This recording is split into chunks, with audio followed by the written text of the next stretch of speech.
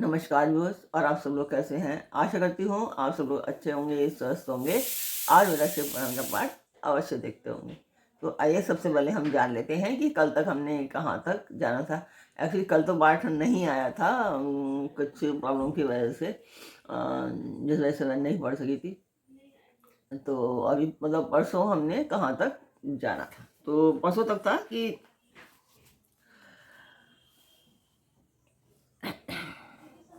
शुक्रवार के दिन शुक्र के जल से सारी क्रियाएं संपन्न करके शुक्र ईश की अर्चना करेंगे।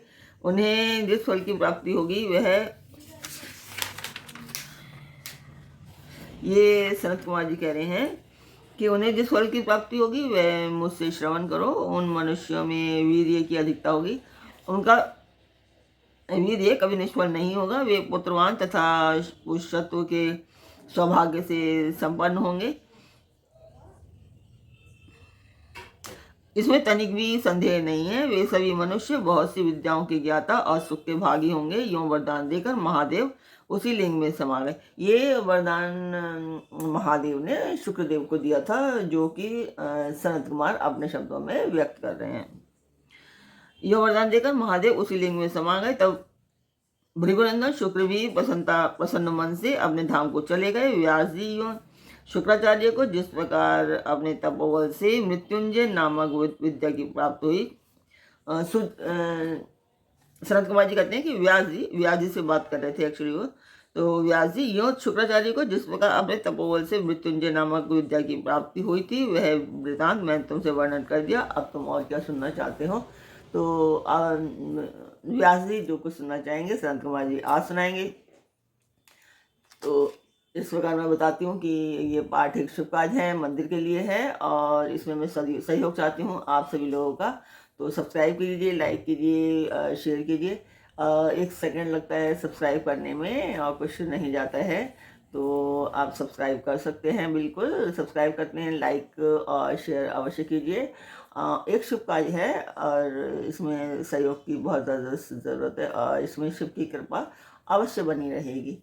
तो जिस मंदिर का मैं वर्णन कर रही हूँ उस मंदिर की मैं वीडियो डालती हूँ, आप लोग देखें और मुझे बताएं कि आपको मेरा पाठ कैसा लगता है और आपको शिव पुराण कैसी लगती है। वैसे शिव पुराण, और आपने मेरे जो पाठ हैं वो देखे या नहीं, और नहीं देखे तो वजह क्या हो सकती है, क्लियर वजह मुझे आप बता सकते हैं कि कोई मुझे बुरा नहीं लगेगा। तो आप बताइए जो भी, हालांकि मेरे साथ प्रॉब्लम तो है ही, और जो भी प्रॉब्लम है तो इसमें क्या कर सकते हैं। मैं पढ़ रही हूँ पाठ, आगे ऊपर वाले की, शिव जी की मर्जी।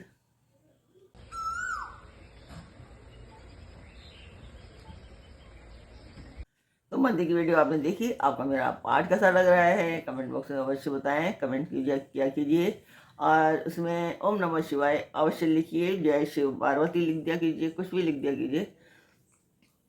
तो अब हम चलते हैं आज के पाठ पर। स्वागत करती हूँ मैं आप सभी का अपने इस कार्यक्रम शिव पुराण में।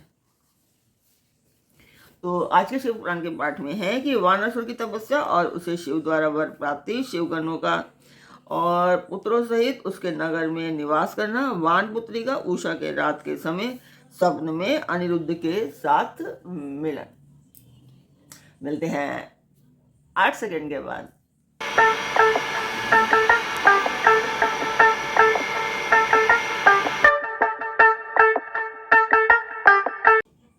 तो यहाँ पर व्यास जी बोले कि सनत कुमार जी ने बोल दिया था कि मैं बताओ कि व्यास जी आपको और क्या सुनना है। तो यहाँ व्यास जी कहते हैं कि सर्वज्ञ सनत कुमार जी, आपने अनुग्रह करके प्रेम पूर्वक मेरी अद्भुत और सुंदर कथा सुनाई है, जो शंकर की कृपा से ओतप्रोत है। अब मुझे शशि मौलिक के उस उत्तम चरित्र के श्रवण करने की इच्छा है जिसमें उन्होंने प्रसन्न होकर वानासुर को गणाध्यक्ष प्रदान किया था।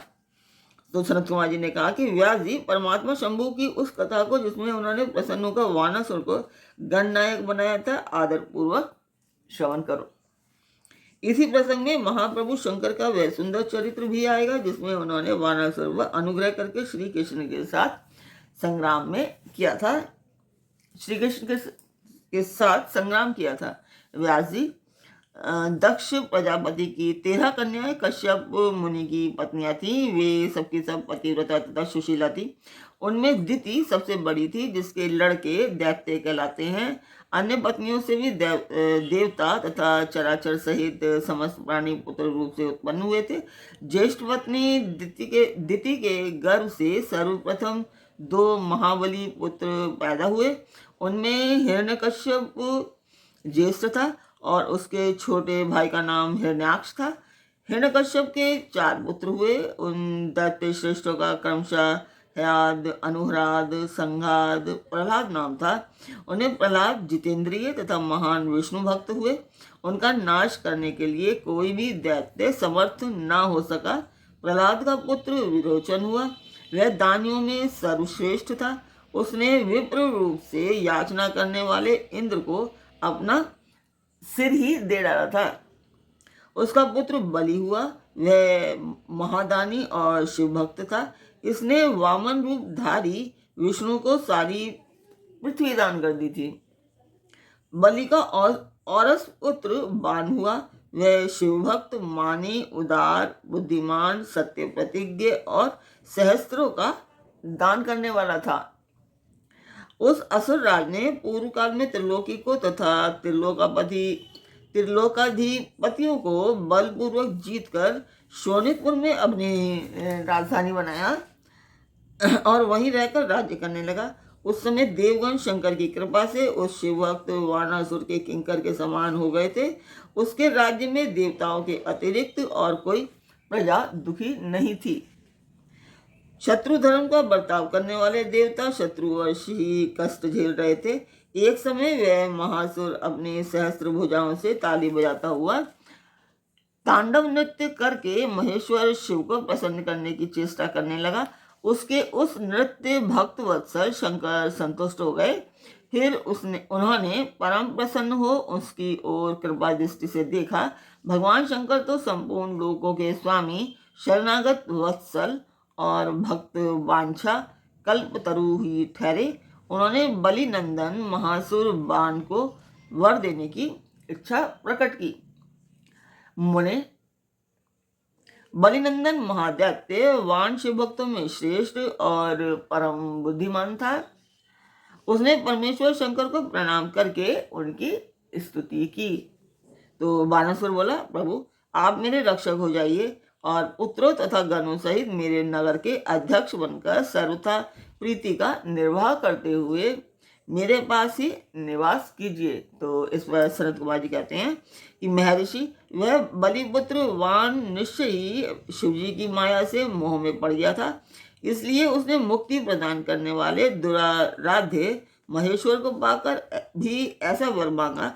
तब ऐश्वर्यशाली भक्त वत्सल शंभु उसे वह वर देकर पुत्रों और गणों के साथ प्रेम पूर्वक वहीं निवास करने लगे। एक बार बानासुर को बड़ा ही गर्व हो गया। उसने तांडव नृत्य करके शंकर को संतुष्ट किया। जब वानासुर को यह ज्ञात हो गया कि पार्वती वल्लभ शिव प्रसन्न हो गए हैं, तब वह हाथ जोड़कर सिर झुकाए हुए बोला। वानासुर ने कहा, देवादिदेव महादेव आप समस्त देवताओं के शिरोमणि हैं। आपकी ही कृपा से मैं बलि हुआ हूँ। अब आप मेरा उत्तम वचन सुनिए। देव, आपने जो मुझे 1000 भुजाएं प्रदान की हैं, ये तो अब मुझे महान भार स्वरूप लग रही हैं, क्योंकि इस त्रिलोकी में मुझे आपके अतिरिक्त अपनी जोड़ का कोई और योद्धा ही नहीं मिला। इसलिए वृषभध्वज युद्ध के बिना इन पर्वत सदी की सहस्त्र भुजाओं को लेकर मैं क्या करूं? मैं अपनी इन परिपुष्ट भुजाओं की खुजली मिटाने के लिए युद्ध की लालसा से नगरों और पर्वतों को चूर्ण करता हुआ दिग्गजों के पास गया, परंतु वे भी भयभीत होकर भाग खड़े हुए। मैंने यम को योद्धा, अग्नि को महान कार्य करने वाला, वरुण को गायों का पालन करता, गायों का मतलब पालन करता गोपाल, कुबेर को गजाध्यक्ष, नृति को सैरंधी और इंद्र को जीतकर सदा के लिए करत बना लिया है। महेश्वर, आप मुझे किसी ऐसे युद्ध के प्राप्त होने की बात बताइए जिसमें मेरी ये भुजाएं या तो शत्रु के हाथों से छूटे हुए शस्त्रास्त्रों से जर्जर होकर गिर जाएं अथवा हजारों प्रकार से शत्रु की भुजाओं को ही गिराएं। यही मेरी अभिलाषा है, इसे पूर्ण करने की कृपा कीजिए। तो सनत कुमार जी कहते हैं कि मुनिश्रेष्ठ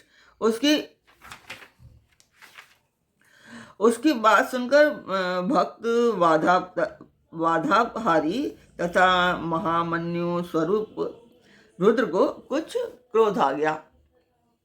तब वे महान अद्भुत अट्टहास करके बोले। रुद्र ने कहा, अरे अभिमानी, संपूर्ण दैत्यों के कुल में नीच, तुझे सर्वथा धिक्कार है। तू बलि का पुत्र और मेरा भक्त है, तेरे लिए ऐसी बात कहना उचित नहीं है। अब तेरा दर्प चूर्ण होगा। तुझे शीघ्र ही मेरे समान बलवान के साथ अकस्मात महान भीषण युद्ध प्राप्त होगा। उस संग्राम में तेरी ये पर्वतसरी की भुजाएं जलौनी लकड़ी की तरह शस्त्रास्त्रों से छिन्न भिन्न होकर भूमि पर गिरेंगी। तो इस तरह से वानासुर अभिमानी हो गया था, सब कुछ मांग लिया और उसके बाद में वो कर ना सका, तो अभिमान हो गया उसे कि अब वो शिव की तरह बनना चाहता था। तो शिव ने उसे संग्राम के लिए ललकार दिया। तो आज का पाठ यहीं तक। कल फिर मिलेंगे एक नए पाठ में, एक नए उमंग, एक नई तरंग के साथ, शिव के साथ। तो कल फिर मिलते हैं। ओम नमः शिवाय। जय माता की।